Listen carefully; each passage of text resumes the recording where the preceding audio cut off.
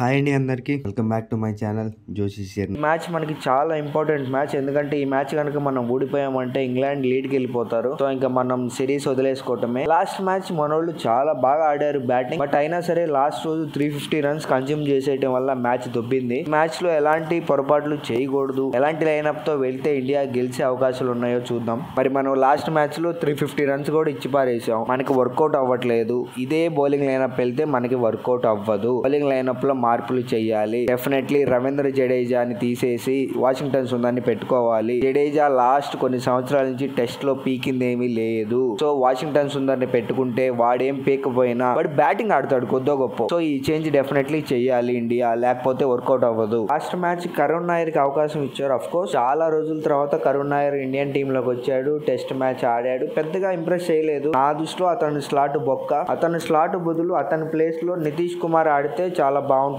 నా ఒపీనియన్. ఎందుకంటే నితీష్ కుమార్ కి కొంచెం బ్యాటింగ్ ఫామ్ ఉంది, కొంచెం స్లోగా ఆడగలుగుతాడు నితీష్. యాక్చువల్లీ నితీష్ ఆడేదే టెస్ట్ ఫార్మెట్ బ్యాటింగ్. సో అతనైతే కొంచెం బాగుంటది కంపేర్ కరుణ్ నాయర్. కరుణ్ నాయర్ కూడా ఆడతాడు, బట్ వర్కౌట్ అవ్వలేదు కాబట్టి లాస్ట్ మ్యాచ్ లో ఈ మ్యాచ్ లో ట్రై చేయాల్సిన అవకాశం ఉంది. నితీష్ కుమార్ అయితే కొంచెం కొద్ది గొప్ప బౌలింగ్ కూడా ఒక 10 ఓవర్లు వేయగలుగుతాడు. సో బ్యాటింగ్ కూడా కొంచెం ఆడగలుగుతాడు కాబట్టి మన మెయిన్ సిద్ధాంతం బ్యాటింగ్. ఎందుకంటే మన ఎటు బౌలింగ్ వీక్ గానే ఉంది, ఇప్పటికీ కూడా బౌలింగ్ వీక్ గానే ఉంది. బ్యాటింగ్ ని స్ట్రాంగ్ చేసుకుని టాస్ గెలిచి సెకండ్ బ్యాటింగ్ తీసుకుని ఇంగ్లాండ్ ఒక 500 కొట్టినా కూడా మనోళ్ళు చేసి చేయగలిగితేనే ఇండియా టెస్ట్ మ్యాచ్ గెలిచిద్ది. లేకపోతే మనోళ్ళు 500 కొట్టినా మనకున్న బౌలింగ్ లైనప్ తో వాళ్ళు కొట్టేస్తారు. మనకి అంత బౌలింగ్ లైనప్ లేదు ఇన్ ద సెన్స్ ఉన్నోళ్ళు ఫామ్ లో లేరు. ఫిరాజ్ ఫామ్ లో లేరు, ప్రసిద్ధ్ కృష్ణ ఫామ్ లో లేడు. సో ఆటోమేటికల్లీ ఇద్దరు బౌలర్స్ ఫామ్ లో లేకపోయేసరికి వాళ్ళిద్దరిని కొట్టేస్తున్నారు. బుమ్రాని జాగ్రత్తగా ఆడుకుని మిగతా వాళ్ళని టార్గెట్ చేస్తున్నారు. కాబట్టి ఒకటే సిద్ధాంతం, బ్యాటింగ్ తోనే మ్యాచ్ లాక్కు రావాలి, బౌలింగ్ తో లాక్కొచ్చే సిద్ధాంతం పోయింది ఇండియాకి.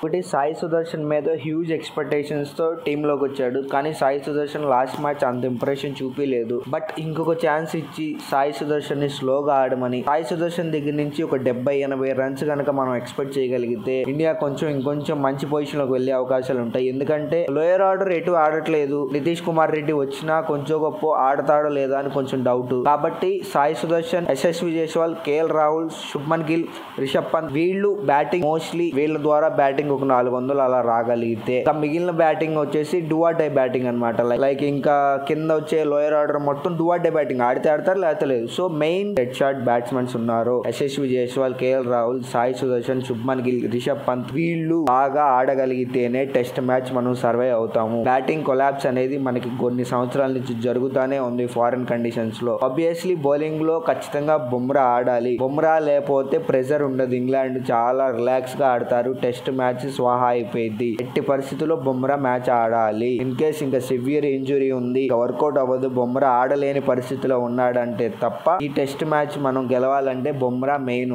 నేను ఇందులో ఏమన్నా మిస్టేక్స్ చేసిన ఆర్ఎల్స్ నా అనాలిసిస్ లో ఇంకేమన్నా మార్పులు ఉండొచ్చు భయ్య, ఇది కాదు అది కాదు ఇది అని మీరేమనుకుంటున్నారో కామెంట్ సెక్షన్ లో టైప్ చేసి పడేయండి, నేను చూస్తాను. సో ఇలా చేస్తేనే గెలుస్తారని నేను అనుకుంటున్నాను. సో మీరు ఎలా చేస్తే గెలుస్తారో కామెంట్ సెక్షన్ లో చెప్పండి, ఖచ్చితంగా నేను రిప్లై ఇస్తాను. చిన్న సబ్స్క్రైబ్ చేసుకుని టచ్ లో ఉండండి, నాతో చెప్తాను ఇలాంటి ముచ్చట్లు బోల్డ్ అన్ని.